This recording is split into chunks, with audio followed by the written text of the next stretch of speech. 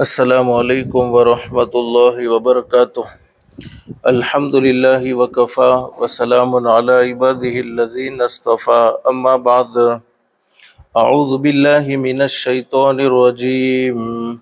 बिस्मिल्लाहिर रहमानिर रहीम।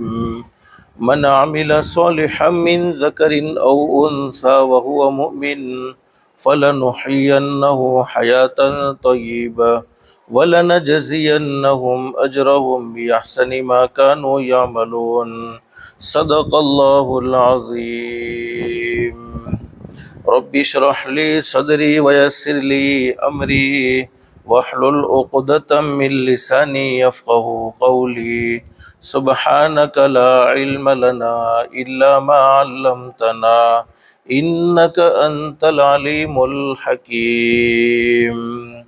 अल्लाहुम्मा सल्लि अला मुहम्मद व अला आलि मुहम्मद कमा सल्लैता अला इब्राहीम व अला आलि इब्राहीम इन्नका हमीदुम मजीद। अल्लाहुम्मा बारिक अला मुहम्मद व अला आलि मुहम्मद कमा बारकता अला इब्राहीम व अला आलि इब्राहीम इन्नका हमीदुम मजीद। मोहतरमा माएँ और बहनें, अल्लाह का हम सब पर बहुत बड़ा एहसान और बहुत बड़ा करम है कि अल्लाह पाक ने दीन की बातें सुनने के लिए थोड़ी देर यहाँ जमा फरमाया। और दुआ करो अल्लाह सब के सुनने और सुनाने को कबूल फरमाए। और माँ बहनें, दिल में एक नीयत और एक इरादा करके बैठो, जितनी भी बातें सुने अमल की नीयत से सुनेंगे इंशाअल्लाह। इसलिए कि सुनना और सुनाना तो बहुत सी मर्तबा होता है, नहीं होता तो ज़िंदगी में अमल नहीं होता। और असल ज़िंदगी बनती है, असल ज़िंदगी संवरती है, अमल से संवरती है। और कुरान करीम में अल्लाह रब्बुल आलमीन खुशखबरी सुनाते हैं, फ़बश्शिर इबाद, मेरे बंदों को और मेरी बंदियों को खुशखबरी सुनाओ। कौन से बंदे, कौन सी बंदियाँ? अल्लाह कुरान करीम में बयान फरमाते हैं, अल्लज़ीना यस्तमिऊनल क़ौल फ़यत्तबिऊन अहसना। अल्लाह फरमाते मेरे वो बंदे और मेरी वो बंदियाँ जो दीन की बातों को, कुरान की बातों को, हदीस की बातों को ध्यान से सुनते हैं, तवज्जो से सुनते हैं। माँ बहनें, अल्लाह पाक जब भी दीन की बातें सुनने का मौका अता फरमा देवे तो उस मौके को गनीमत समझना चाहिए और दीन की बात को बहुत ध्यान और तवज्जो से सुनना चाहिए। उलमा फरमाते हैं कि जब दीन की बात ध्यान से सुनी जाती है, तवज्जो से सुनी जाती है, अदब से सुनी जाती है, तलब से सुनी जाती है, तो अल्लाह पाक फिर अमल की भी ज़रूर तौफीक नसीब फरमा देते हैं। फ़यत्तबिऊन अहसना, सुनने के बाद अच्छा अमल, अपनी मर्ज़ी का अमल नहीं कि कुछ बातें समझ में आ गई, अमल करने में बहुत आसान थी तो कर लिया, वो जो हमारे मिजाज के मुआफिक थी, और कुछ बातें ऐसी थी कि हमारे मिजाज के मुआफिक नहीं है, शरीयत के मिजाज के मुआफिक है। तो फरमाया कि समझ में आवे तब भी अमल करे, समझ में ना आवे तब भी अमल करे। फ़यत्तबिऊन अहसना, तो इनाम क्या मिलेगा? अल्लाह कुरान करीम में बयान फरमाते हैं, उलाइकल्लज़ीना हदाहुमुल्लाह व उलाइका हुम उलुल अलबाब। अल्लाह फरमाते मेरे बंदों और मेरी बंदियों, तुम ज़मीन पर अमल की नीयत करोगे, तुम ज़मीन पर अमल का इरादा करोगे, रब्बुल आलमीन आसमानों पर तुम्हारे लिए हिदायत के फ़ैसले कर देगा। और हिदायत से बढ़कर कोई दौलत हो नहीं सकती। दुनिया की मुख्तसर सी ज़िंदगी में, दुनिया की ख़त्म होने वाली ज़िंदगी में इंसान को सब कुछ मिल जाए लेकिन हिदायत न मिले, आमाल सालिहा की तौफीक न मिले, उस इंसान की दुनिया की ज़िंदगी बेकार है। और जिसकी दुनिया की ज़िंदगी अल्लाह को नाराज़ करके बेकार हो गई, जिसकी दुनिया की ज़िंदगी अल्लाह को नाराज़ करके बिगड़ गई, अल्लाह हिफाजत फरमाए, अल्लाह हिफाजत फरमाए, अल्लाह हिफाजत फरमाए। उसकी आखिरत की ज़िंदगी कभी दुरुस्त नहीं हो सकती है। इसलिए कि अल्लाह पाक ने दुनिया की ज़िंदगी आखिरत की ज़िंदगी बनाने के लिए, दुनिया की ज़िंदगी आखिरत की ज़िंदगी संवारने के लिए नसीब फरमाई है। बस अल्लाह से दिल से दुआ कर लो, अल्लाह पाक हम सबको अमल की भी तौफीक नसीब फरमाए और अल्लाह पाक हम सबको हिदायत की दौलत से भी माला माल फरमाए। माँ बहनें, मुझे मुख्तसर बतलाना ये है, दुनिया की मुख्तसर से ज़िंदगी में अल्लाह पाक ने हम पर बेशुमार एहसानात किए हैं और बेशुमार नेमतों से हम सबको नवाजा है। और कुरान करीम के एक मकाम पर अल्लाह रब्बुल आलमीन फरमाते हैं, मेरे बंदो, मेरी बंदियों, मेरी तरफ से मिलने वाली नेमतों को अगर तुम गिनना चाहो तो गिन नहीं सकते, शुमार करना चाहो तो शुमार नहीं कर सकते। जैसे आसमान का एक एक सितारा अल्लाह की नेमत है, कोई सितारों को गिनना चाहे तो नहीं गिन सकता। बारिश का एक एक कतरा अल्लाह की नेमत है, कोई बारिश के कतरात को गिनना चाहे तो नहीं गिन सकता। मिट्टी का एक एक ज़र्रा अल्लाह की नेमत है, कोई मिट्टी के ज़र्रात को गिनना चाहे तो नहीं गिन सकता। हमारे बदन का, हमारी बॉडी का एक एक बाल अल्लाह की नेमत है, कोई बदन के बालों को, बॉडी के बालों को गिनना चाहे तो नहीं गिन सकता। हमारी हर सांस, सांस का आना और सांस का जाना ये अल्लाह की बहुत बड़ी नेमत है, लेकिन कोई सांस के आने जाने को गिनना चाहे तो नहीं गिन सकता। अलगर्द अल्लाह ने हम पर बेशुमार एहसानात किए हैं और बेशुमार नेमतों से नवाजा है, लेकिन दुनिया की मुख्तसर ज़िंदगी में सबसे बड़ा अल्लाह पाक ने हम पर एहसान फरमाया तो वो ये है कि अल्लाह पाक ने ईमान की दौलत से हमें मालामाल फरमाया, मुसलमान के घर में पैदा फरमा दिया। हम अपनी मर्ज़ी से मुसलमान के घर में पैदा नहीं हुए हैं, बल्कि हमारे पैदा करने वाले अल्लाह ने हम पर एहसान का मामला फरमाया। और इसी को अल्लाह कुरान करीम में बयान फरमाते हैं, जिसका मफ़हूम यूँ है। अल्लाह कुरान करीम में फरमाते हैं, बलिल्लाहु यमुन्नु अलैकुम अन हदाकुम लिल ईमानी इन कुंतुम सादिकीन। अल्लाह फरमाते, मेरे बंदो और मेरी बंदियों, तुम ये मत समझना कि तुम अपनी मर्ज़ी से मुसलमान के घर में पैदा हो गए हो, तुमने अपनी मर्ज़ी से ईमान कबूल कर लिया है। अल्लाह फरमाते, ये तो मेरा एहसान है कि मैंने तुम्हें ईमान जैसी अजीम दौलत से मालामाल फरमाया, मुसलमान के घर में पैदा फरमाया।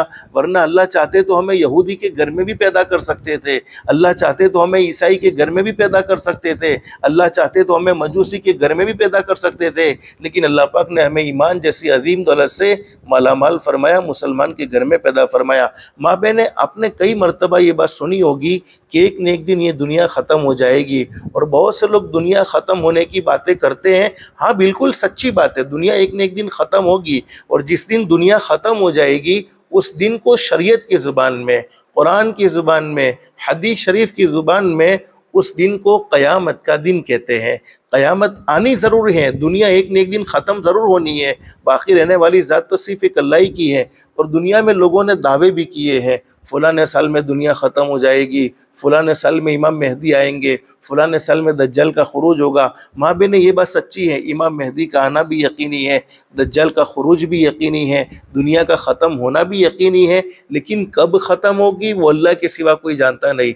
लेकिन एक सही हदीस में ये बात बयान फरमाई, हज़रत नबी करीम सल्लल्लाहु अलैहि वसल्लम ने इरशाद फरमाया, जब तक अल्लाह की ज़मीन पर कोई एक भी अल्लाह अल्लाह कहने वाला मौजूद है, चाहे मर्द हो चाहे औरत हो, एक भी अल्लाह अल्लाह कहने वाला मौजूद है, उस वक्त तक दुनिया ख़त्म नहीं होगी, बल्कि अल्लाह पाक दुनिया के निज़ाम को इसी तरीके से चलाते रहेंगे जैसे आज तक चलता आ रहा है। और जब एक भी अल्लाह अल्लाह कहने वाला इस रुए ज़मीन पर नहीं होगा, फिर अल्लाह पाक दुनिया को ख़त्म कर देने का फ़ैसला फरमा देंगे, क़यामत कायम फरमा देंगे।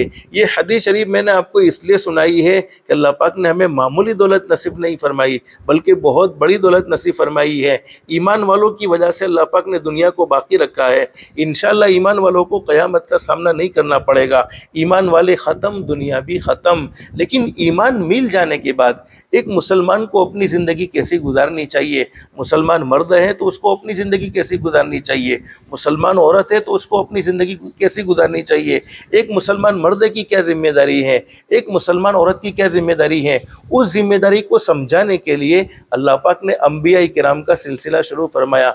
अल्लाह के पाक बंदों को अल्लाह पाक ने अपने बंदों की हिदायत के लिए नबी बनाकर भेजा। तमाम के तमाम नबियों ने दुनिया में बसने वाले लोगों को एक ही पैगाम दिया, ओ लोगों अल्लाह को मानो। क्या मतलब है? करने धरने वाली ज़ात एक अल्लाह की है, इज़्ज़त भी अल्लाह देता है, जलील भी अल्लाह करता है, बीमारी भी अल्लाह देता है, तंदुरुस्ती भी अल्लाह देता है, रात को दिन में बदलने वाला भी वही है, दिन को रात में बदलने वाला भी वही है, सब कुछ करने धरने वाला एक अल्लाह ही है। तो अल्लाह को मानो। और फिर फरमाया अल्लाह की मानो। क्या मतलब है? जिन कामों को अल्लाह ने करने को कहा उन कामों को करने वाले बनो, और जिन कामों से अल्लाह पाक ने रोका उन कामों से अपनी जात को बचा लो। इसको कहते हैं अल्लाह की मानना। हर आदमी, हर मर्द, हर औरत अपने दिल में ये तमन्ना रखते हैं कि मैं जैसा चाहता हूँ या मैं जैसा चाहती हूँ मेरा अल्लाह वैसे ही फैसले फरमावे। मैं अपनी औलाद को जैसा कामयाब देखना चाहती हूँ या देखना चाहता हूँ अल्लाह मेरी औलाद को वैसा ही कामयाब बना देवे। मैं अपनी रोज़ी में जैसी बरकत चाहता हूँ या अपनी रोज़ी में जैसी बरकत चाहती हूँ, अपने घर में जैसा सुकून चाहता हूँ या अपने घर में जैसा सुकून चाहती हूँ, हर मर्द हर औरत की ये तमन्ना होती है कि मेरी चाहत मेरे रब के फ़ैसले, मेरी चाहत मेरे रब के फ़ैसले। एक हदीस कुदसी का मफ़हूम है, अल्लाह रब्बुल आलमीन अपने बंदों से और अपनी बंदियों से क्या फरमाते हैं। चूँकि माँ बहन बातें इस वक्त आपके लिए, इसलिए मैं आपको बतलाता हूँ अल्लाह पाक आपसे क्या कहते हैं। अल्लाह पाक फरमाते मेरी बंदी तू कुछ चाहती है। अल्लाह अपनी बंदियों से कहते हैं, अल्लाह पाक कहते हैं मेरी बंदी तू कुछ चाहती है, मैं कुछ चाहता हूँ। माँ बहनों तुम कुछ चाहती हो, पैदा करने वाला अल्लाह कुछ चाहता है। तवज्जो से इस हदीस शरीफ को सुनना। हदीस शरीफ का मफहूम यूँ है, अल्लाह पाक अपनी बंदी से कहते हैं मेरी बंदी तू कुछ चाहती है, मैं कुछ चाहता हूँ। होता तो वही है जो मैं चाहता हूँ, हम जो चाहते वो नहीं होता, हमारा पैदा करने वाला अल्लाह जो चाहता है वही होता है। अल्लाह फरमाते मेरी बंदी तू कुछ चाहती है, मैं कुछ चाहता हूँ। होता तो वही है जो मैं चाहता हूँ, तू वो करके देख। अब अल्लाह पाक अपनी बंदी से कहते हैं तू वो करके देख जो मैं चाहता हूँ, फिर वो होगा जो तू चाहती है। अगर तू अपनी चाहत के मुताबिक अल्लाह से फ़ैसले चाहती है, अपनी औलाद को अपनी चाहत के मुताबिक कामयाब देखना चाहती है, अपनी ज़िंदगी में चैन सुकून अपनी चाहत के मुताबिक चाहती है, तो अल्लाह पाक अपनी बंदी से कहते हैं मेरी बंदी तू अपनी चाहत के मुताबिक ज़िंदगी गुजारना चाहती है, अपनी चाहत के मुताबिक रब से फ़ैसले चाहती है, तो अपनी ज़िंदगी को भी अल्लाह की चाहत के मुताबिक गुजारना होगा। तो तमाम के तमाम नबियों ने यही पैगाम दिया। आखिर में यही रबीउल अव्वल के महीने में हमारे आका ताजदार मदीना मुहम्मदुर रसूलुल्लाह सल्लल्लाहु अलैहि वसल्लम इस दुनिया फ़ानी में तशरीफ़ लाते हैं, और आपने भी उम्मत को यही पैगाम दिया। आप दुनिया में आई थे इसीलिए कि दुनिया में बसने वाले लोगों को सीधा रास्ता बतला देवे, जन्नत वाला रास्ता बतला देवे। जहन्नम वाले रास्ते से आपने पूरी ज़िंदगी हटाने की कोशिश की। आपने मर्दों को भी अपनी ज़िम्मेदारी समझाई, आपने औरतों को भी अपनी ज़िम्मेदारी समझाई, और अल्लाह पाक ने हम पर बहुत बड़ा एहसान फरमाया कि हज़रत नबी करीम सल्लल्लाहु अलैहि वसल्लम का हमें उम्मती बनाया। हमारे नबी शान वाले नबी हैं, हमारे नबी मकाम वाले नबी हैं, हमारे नबी मर्तबे वाले नबी हैं, जिनके सदक़े में अल्लाह ने पूरी कायनात को सजाया। ये रबीउल अव्वल का मुबारक महीना, रबी के माना बहार है, यानी हज़रत नबी करीम सल्लल्लाहु अलैहि वसल्लम के इस दुनिया में आने से दुनिया में बहार आ गई, पूरी दुनिया रोशन हो गई। आपस में जो एक दूसरे की जानों के दुश्मन थे वो एक दूसरे के खैरखा हो गए, दोस्त हो गए। जो किसी का खाकर खुश नहीं होते थे अब वो खिलाकर खुश होने वाले बन गए।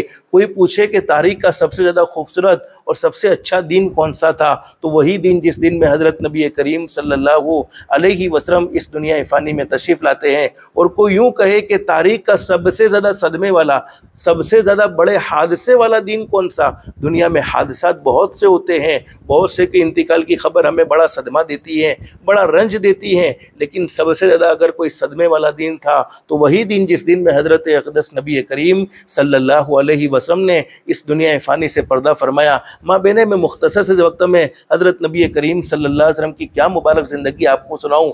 आपकी तो पूरी ज़िंदगी निराली है, आपकी ज़िंदगी के हर हर पहलू को देखा जाए एक निराली शान मालूम होती है। दुनिया में आने से पहले के हालात पर नज़र डाली जाए तो एक निराली शान मालूम होती है। आप जिस शान के साथ दुनिया में तशरीफ़ लाते हैं, हुज़ूर अक़दस सल्लल्लाहु अलैहि वसल्लम की विलादत बासादत पर नज़र डाली जाए तो एक निराली शान मालूम होती है। आपके बचपने पर नज़र डाली जाए तो एक निराली शान मालूम होती है। आपकी जवानी पर नज़र डाली जाए तो एक निराली शान मालूम होती है। 25 साल की उम्र में हज़रत नबी करीम सल्लल्लाहु अलैहि वसल्लम ने पहली शादी फरमाई है। आपकी शादी देखी जाए तो एक निराली शान मालूम होती है। हज़रत अक़दस नबी करीम सल्लल्लाहु अलैहि वसल्लम को 40 साल की उम्र में नबूवत से सरफराज फरमाया, यानी अल्लाह पाक ने ये जिम्मेदारी दी कि अल्लाह के बंदों को और अल्लाह की बंदियों को दीन समझाओ, अल्लाह का पैगाम सुनाओ, जन्नत वाले रास्ते से बाखबर कर दो, जहन्नम वाले रास्ते से आगाह कर दो। और हुज़ूर अक़दस सल्लल्लाहु अलैहि वसल्लम ने ये जिम्मेदारी अच्छी तरीके से निभाई। आपकी नबूवत पर नज़र डाली जाए तो निराली शान मालूम होती है,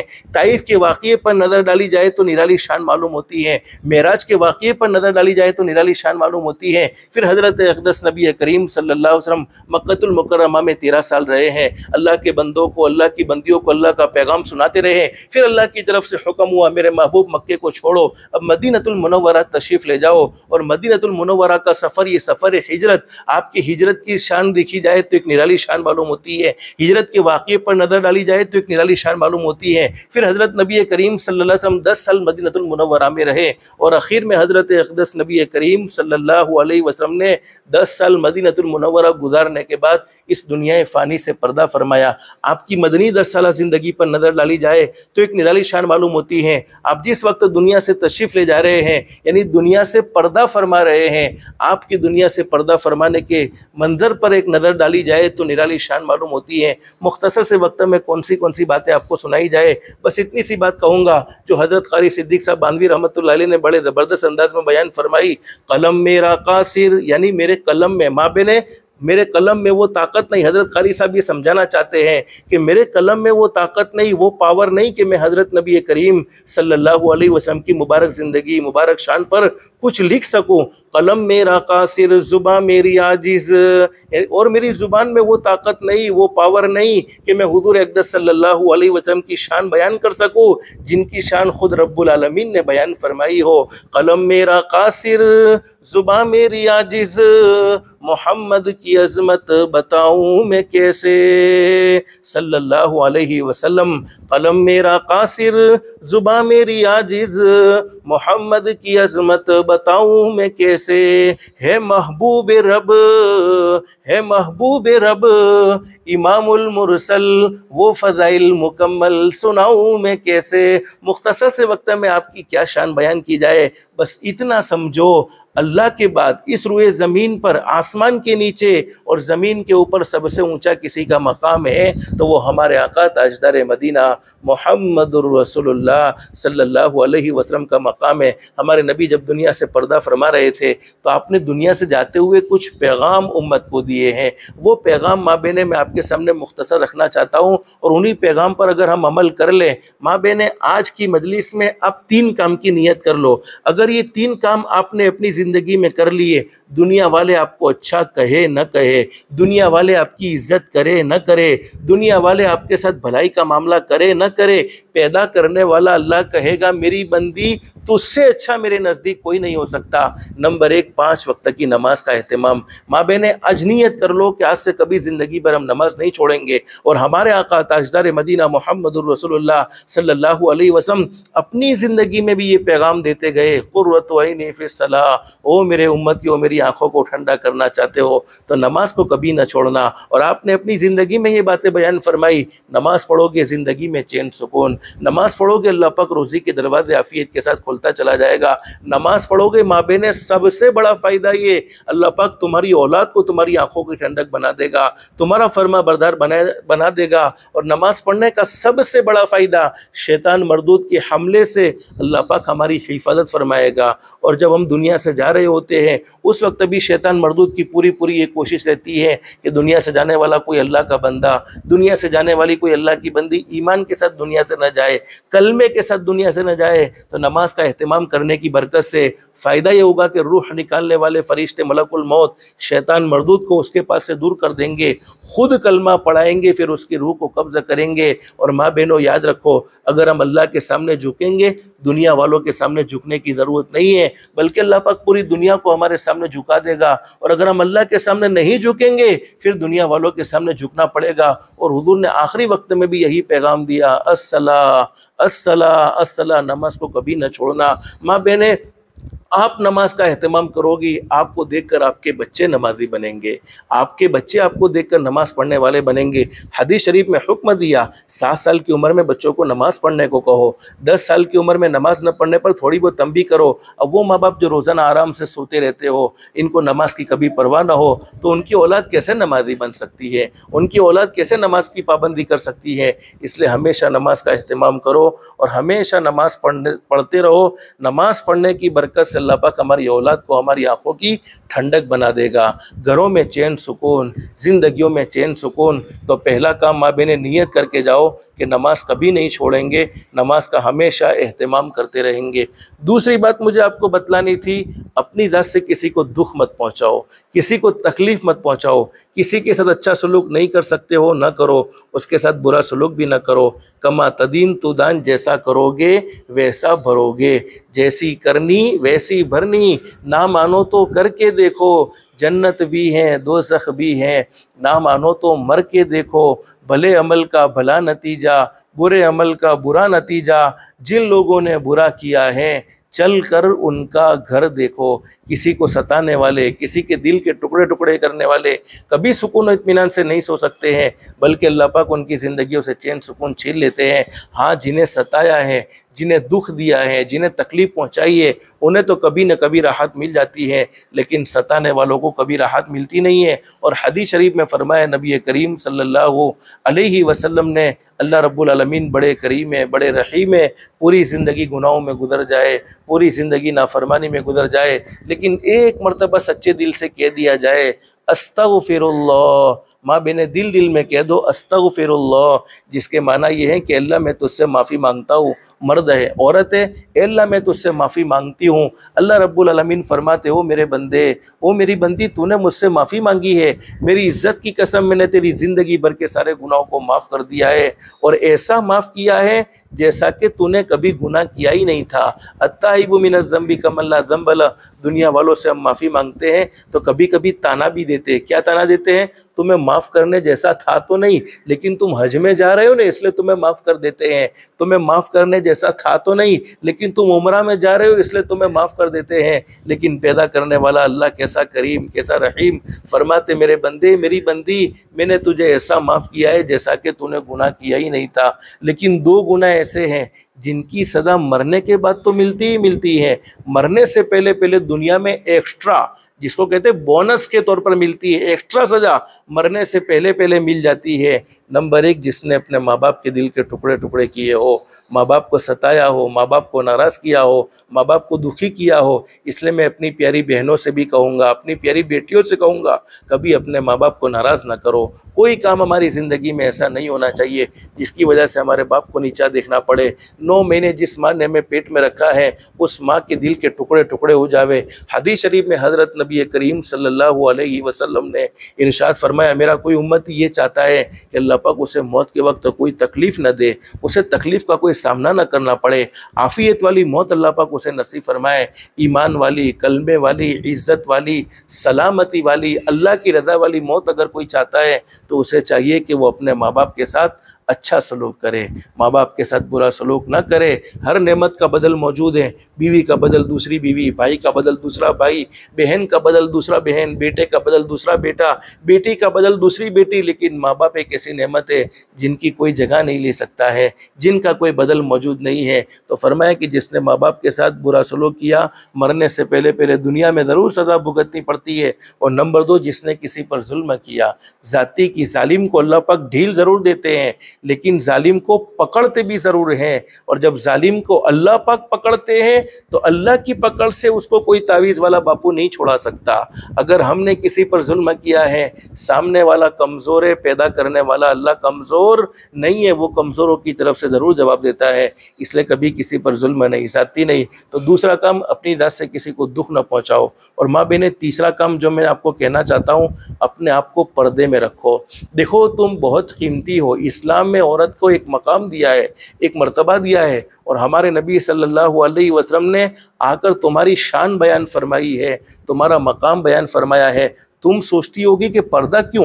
अरे पर्दा करना कोई उलमा का हुक्म नहीं है, मौलाना का हुक्म नहीं है, डायरेक्ट अल्लाह का हुक्म है। और कुरान करीम में ये हुक्म मौजूद है। अल्लाह रब्बुल आलमीन ने हमारे नबी सल्लल्लाहु अलैहि वसल्लम से फरमाया, ओ मेरे महबूब हज़रत मोहम्मद रसूलुल्लाह सल्लल्लाहु अलैहि वसल्लम, अपनी बीवियों को भी पर्दे का कहो, अपनी बेटियों को भी पर्दे का कहो। और कुरान करीम के एक मकाम पर अल्लाह पाक फरमाते हैं कि बगैर ज़रूरत के घर से बाहर न निकलो। तो माँ बहनें, जो चीज़ कीमती होती है, सोना और चांदी हमारी नज़रों में कीमती है, तो उसको कोई खुला नहीं छोड़ता, बल्कि उसकी हिफाजत की जाती है। जितना हो सके उसको लॉकर में रखने की कोशिश की जाती है। अल्लाह के नज़दीक औरत उससे भी कई गुना ज़्यादा कीमती है, इसलिए औरत को पर्दा करने को कहा है। माँ बहनें, ये कोई पर्दा बोझ नहीं है, बल्कि ये तुम्हारी सलामती है, ये तुम्हारी सेफ्टी है। और तुम पर्दे में रहोगी, सलामत रहोगी, और पर्दे में रहोगी, तुम्हारी नेकी के असरात तुम्हारी बेटियों में मुंतकिल होंगे। अल्लाह पाक तुम्हारी औलाद को तुम्हारी आंखों के की फरमा बरदार बनाएगा।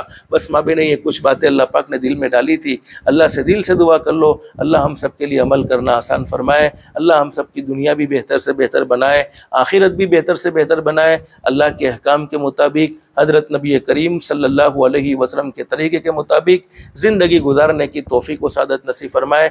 माँ बहनें, हर एक की ज़िंदगी में कुछ न कुछ तकलीफ़ ज़रूर होती है, कुछ न कुछ दुख ज़रूर होते हैं, कुछ न कुछ परेशानियां ज़रूर होती हैं, और तकलीफ़ों को दूर करने वाला, परेशानियों को दूर करने वाला सिवाय अल्लाह के और कोई नहीं है। दुखों को दूर करने वाली ज़ात एक अल्लाह ही की है।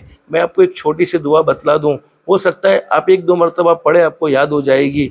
इस दुआ को पढ़ने का एहतमाम करो। इस दुआ को पढ़ने की बरकत से अल्लाह पाक ज़िंदगी की तमाम उलझनों को, तमाम प्रॉब्लमों को, तमाम दुखों को आफ़ियत के साथ दूर फरमा देगा। कोई मुश्किल दुआ नहीं है। अल्लाहु रब्बी ला शरीक लह, बस ये छोटी सी दुआ, अल्लाहु रब्बी ला शरीक लह, अल्लाहु रब्बी ला शरीक लह। बल्कि मेरा मशवरा ये है कि आप दिन में इसको 100 मरतबा पढ़ने का एहतमाम करें, हो सके 40 दिन तक की पाबंदी करें। देखो ज़िंदगियों में चैन सुकून, कोई हमारा दुश्मन है, अल्लाह पाक उसे हमारा खैरखा बना देगा। ज़िंदगी में तरह तरह की तकलीफ़ों का सामना करना पड़ रहा है, अल्लाह पाक आफ़ियत के साथ तकलीफ़ों को दूर फरमा देगा। रोज़ी की तंगी के मामले में परेशान हो चुके हैं, अल्लाह पाक हलाल पाकीदा रोज़ी के दरवाजे खोल देगा। कर्ज में दिन ब दिन डूबते चले जाते हैं, कोई निकलने का रास्ता नहीं मिलता, अल्लाह पाक आफ़ियत के साथ कर्ज से नजात नसीब फरमाएगा। लेकिन यकीन अल्लाह की ज़ात पर होना चाहिए कि अल्लाह से हम मांगेंगे, अल्लाह का नाम हम लेंगे। दुआ का तर्जमा अल्लाहु रब्बी, मेरा पैदा करने वाला तो मेरा रब तो मेरा एक अल्लाह ही है, मुझे पालने वाला तो एक अल्लाह ही है, ला शरीक अल्लाह, उसका कोई शरीक नहीं है। तो इस दुआ का एहतमाम करो, जिसकी बरकत से ज़िंदगी की तमाम उलझन अल्लाह पाक ख़त्म फरमा देगा और अल्लाह पाक एक आफ़ियत वाली, सुकून वाली, इत्मीनान वाली ज़िंदगी नसीब फरमा देगा। बस अल्लाह से दिल से दुआ कर लो, अल्लाह हम सबको कहने सुनने से ज़्यादा इखलास, इस्तिखलास और इस्तिकामत के साथ अमल की तौफीक नसीब फरमाए। आमीन या रब्बल आलमीन। व आखिरु दावाना अनिल हम्दुलिल्लाहि रब्बिल आलमीन। अस्तगफिरुल्लाह अल्लज़ी ला इलाहा इल्ला हुवा।